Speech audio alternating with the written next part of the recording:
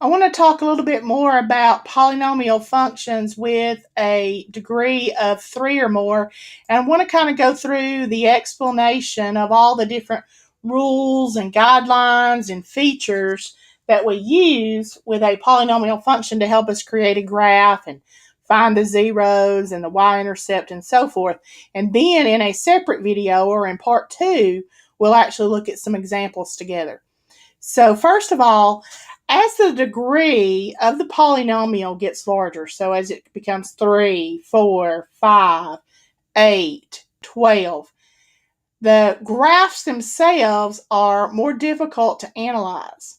But we can use what we already know about point plotting, about the x-intercepts and the y-intercepts, and symmetry, and then some of the new information that we're going to learn from this chapter to give us a reasonable idea or a reasonable sketch of what the graph should look like by hand. We also can rely on our calculator to give us some insights as well. So let's think about some of the new information that we can use to help us get a graph or a sketch of a polynomial function with a degree of 3 or more. Okay, remember the degree corresponds to the highest exponent. Okay, that may not have been clear earlier. Okay, so let me make sure you know that the degree corresponds to the highest exponent. Okay, and that degree gives us some insight into the shape of the graph. Okay, so the degree provides insight into the basic shape. If the degree of the polynomial is even, then your graph will actually look similar to the x squared. Now remember that x squared, which is your basic quadratic, is that basic U-shaped curve. So if you have an even degreed polynomial, it's going to look similar to the x squared. And one of the things about the x squared is that it touches, or it kind of sits or bounces off the x-axis at the x-intercept. Okay, so it comes down, it touches, and it bounces off and goes back in the other direction as opposed to going through. So if you have a degree that's even, so this would be like having a degree of 4, 6, 8, 10. The overall shape is going to look like a quadratic, that U shape, but it may have some extra loops or humps in there. If the degree is odd, the odd degree, the graph looks basically like your basic x cubed function, your x to the third, and visually the x to the third, remember, looks something like this. And notice that at the x-intercept, it actually crosses or goes through the x-axis. The other thing is that as the degree increases, the graph tends to get flatter. It kind of flattens out like a pancake near where those zeros are because it's continually hitting that one point and then moving on. Okay. Secondly, the degree also gives us insight into how many times the graph is going to loop or change direction. That's called turning points. It's where the graph changes direction. For example, if I had something that looked like this, okay, in this case, I would have 1, 2, 3 turning points because there's 3 different places where I change direction. I'm initially going up, and then I go down, back up, and then down again. So when I change direction, we have a turning point. Those are also places where you could have a relative minimum or a relative maximum. And the guideline says that you would have at most n minus 1 turning points, okay? Now remember, at most means it's going to be that many or less, okay? It's going to be equal or less, okay, than the degree minus 1, okay? Also, it says that the degree also tells us how many zeros we should have. The zeros are where it crosses the x-axis. It's another word for the x-intercepts. Remember, zeros are also known as the x-intercepts. Okay? And so the degree tells us how many times it should cross. We should always have exactly n zeros. Now, some of those zeros are going to be real, so we can actually see them on the graph itself. Others of them may be imaginary, where you have those I solutions. Now, we know that those exist because of a couple of different rules and properties that exist. And again, I don't want you to get too caught up in all the rules, but the main thing to know is that you're going to have exactly n zeros. There's a property, again, a theorem, a rule that says, called the intermediate value theorem, that says let A and B be real numbers such that A is less than B. If f is a polynomial function such that f of A is not equal to f of B, then in the closed interval between A and B, the function f takes on every value. Basically, think about it this way. When you are accelerating from, say, 0 to 60, you can't just jump from 0 to 60 in your car. You have to go 0 miles per hour, 1 mile per hour, 2 miles per hour, 3 miles per hour, 4 miles per hour. And all of that globly-glop language there with the intermediate value theorem, that's what they're telling you, is that you can't move from point A to point B without hitting all of the values in between, just like you have to hit all of the miles per hour between 0 and 60. And so because of that fact, because the function is continuous and has to hit all of those values, we are guaranteed that at least the real zeros exist. We know that the imaginary or the complex zeros exist because of a theorem or a rule called the fundamental theorem of algebra, which was proved by the German mathematician Carl Friedrich Gauss. And in his language, it says if f of x is a polynomial of degree n, where n is greater than 0, then f has at least one zero in the complex number system. And so basically, in good old everyday terms, that means every polynomial function has exactly n zeros. So again, that's the main thing to remember, is that your polynomial function is going to have exactly n zeros. Some of them may be real, some of them may be imaginary. A couple of other things that are important when you're looking at a polynomial function is what we call the leading coefficient. The leading coefficient is the number, oops, let me get my pen. The leading coefficient is the number in front of the highest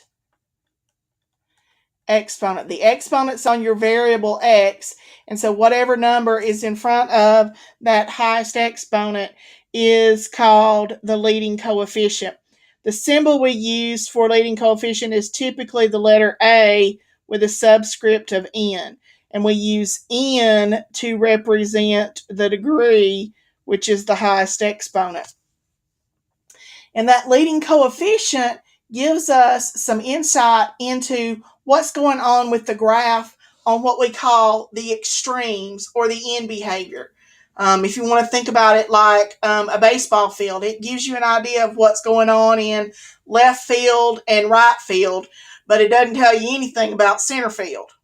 Okay, Now again, the formal fancy definition says, as x moves without bound to the left or to the right, the graph of the polynomial function eventually rises, meaning it goes up, or falls, goes down, in one of the following four ways. And so there are four different options that you have here when looking at the leading coefficient. First of all, you have to think about the degree, or that highest exponent. Is it even or odd? Okay. If it's even and your leading coefficient is positive.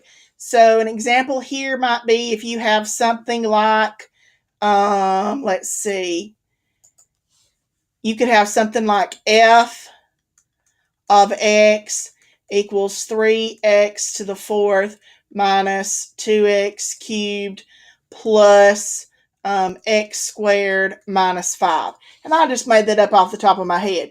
Notice that my highest degree is 4, which is even, and the number in front of that highest exponent is a 3, which is positive.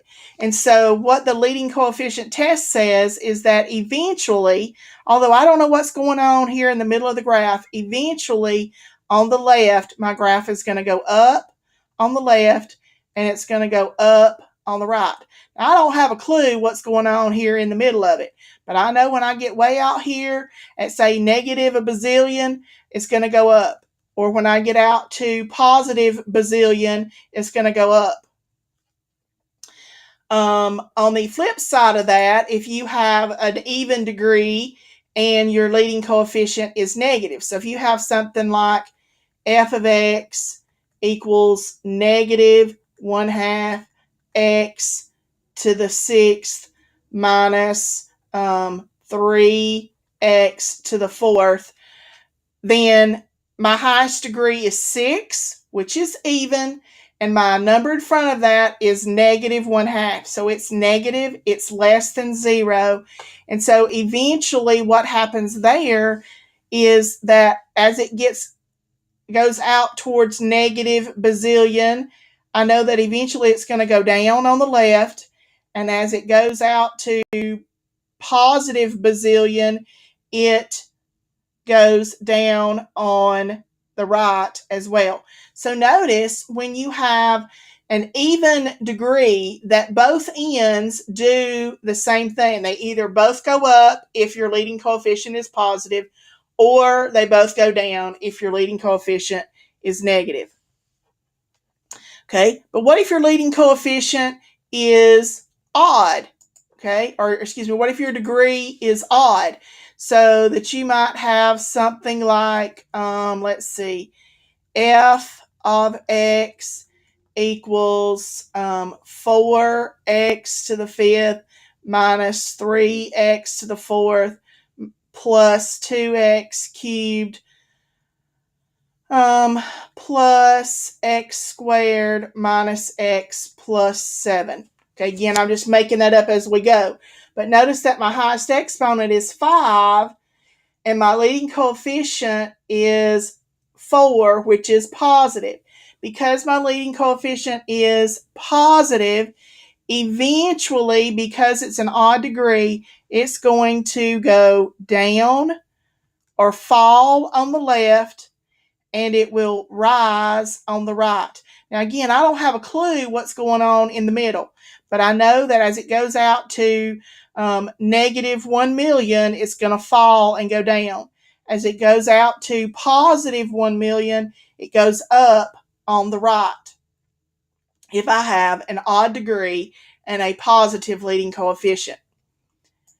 If I have an odd degree and a negative leading coefficient, so if I have something like f of x equals negative 0.75 x to the third. Okay, again, my degree is odd. It's a high exponent of 3. The number in front of it is negative. And so if it's negative, eventually, as I go further and further out to the negative, like to negative 1 million, I'm going to go up on the right, or excuse me, up on the left. As I go out to positive 1 million, I'm going to go down on the right. notice that when you have that odd degree, okay, that your ends do opposite things. So you can remember that odd starts with O and opposite starts with O. So you have opposite ends if you have an odd degree. Some other useful features is if you have an imaginary solution, an imaginary zero, they always come in pairs. You'll never have just one imaginary solution, okay? You'll have two that always come in pairs. So you either have two imaginary or four imaginary, which means you have two pairs, or six imaginary so that you have three pairs. They always come in pairs. The other thing that's helpful to us as we're trying to find the zeros of a polynomial function is called Decartes Rule of Signs. Now, it gives us insight into the number of real. Now, the fact that they're real means that we can actually see them on the graph. So Decartes' Rule of Signs gives us more insight into the number of real zeros. And in the definition of Decartes' Rule of Signs, it talks about what's called variation in sign. And basically, a variation in sign means the sign changes, that it goes from positive to negative or from negative to positive. Okay, you wouldn't have positive, positive. That is not a variation in sign. Or you wouldn't have negative, negative. That is not a variation in sign. Okay, so you're basically looking for sign changes within the polynomial. Now, here are the guidelines. Basically, to find the number of positive reals, you look at the given problem. This is the original given function, and you count the sign changes. And the number of positive real zeros is equal to the number of variations in sign or less than that number by an even integer.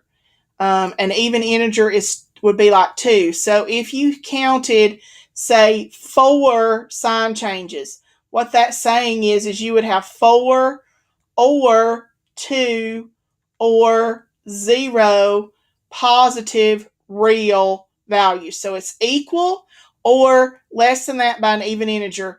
The easiest thing to do is to subtract 2 until you get to 0.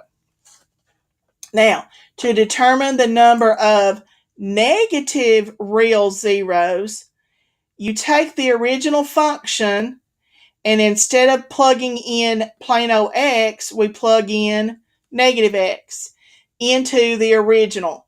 Okay, so basically you're going to sub negative x into the original function and work it out. And then count your sign changes. Okay, so solve and then count sign changes. And again, it's the same rule. It's going to be equal to the number of variations in sign or less than that by an even integer. So let's say you have 3 sign changes. So it'd be 3 or 1. Okay, if you had 5 sign changes, it'd be 5 or 3 or 1. Okay, we don't go less than 1. It doesn't make sense to have less than 1, or it is possible to have 0, but not less than 1.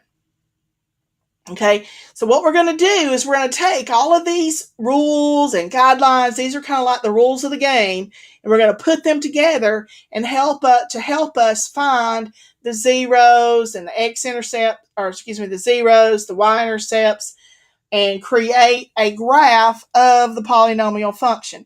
And I'm going to do that in a separate video because the examples will be rather lengthy.